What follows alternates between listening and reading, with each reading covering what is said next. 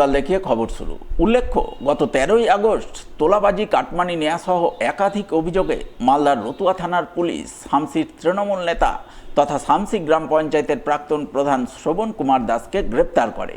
গ্রেপ্তারের পর তাকে চাঁচল মহকুমা আদালতে তোলা হলে বিচারক 3 দিনের পুলিশি হেফাজতের নির্দেশ দেন। সেই মতো সোমবার 3 দিনের পুলিশি হেফাজত শেষে ফের ধৃত তৃণমূল নেতাকে রতুয়া থানার পক্ষ থেকে আদালতে পেশ করা হয়। তবে আদালতে পেশ করার উদ্দেশ্যে এদিন ধৃত তৃণমূল নেতাকে পুলিশ থানা থেকে নিয়ে বের হতেই বিজেপি কর্মীরা তাকে লক্ষ্য করে ডিম ছুঁড়ে চোর চোর স্লোগান দেন বলে জানা গেছে।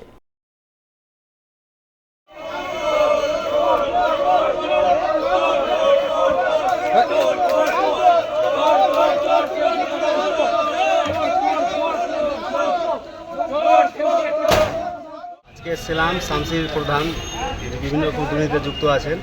হ্যাঁ, এমনকি বিভিন্ন রকম ঘর বাড়ি, রাস্তাঘাটে এসব স্কিমের টাকা উঠিয়ে বিভিন্ন রকম কেলেঙ্কারি আর অনেক কিছুতে যুক্ত আছেন। সেই ব্যাপার নিয়ে আবার আমাদের বলে সরকারকে দুর্নাম করার অপচেষ্টা করেছিল। সেই ব্যাপার নিয়ে আমরা একটা কর্মসূচি করেছি আজকে। তার জন্য আমরা যতগুলো যুব মোর্চা, বিভিন্ন রকম মোর্চার সভাপতি এসছেন এবং আমি কাহাল অঞ্চলের যে শক্তিকেন্দ্র প্রমুখ, ঠিক আছে, আমরা এসেছি দুজন টিম চাপ রয়েছে। চুরি করেছে, চুরির সঙ্গে যুক্ত আছে, বিভিন্ন রকম দুর্নীতির সঙ্গে যুক্ত আছে।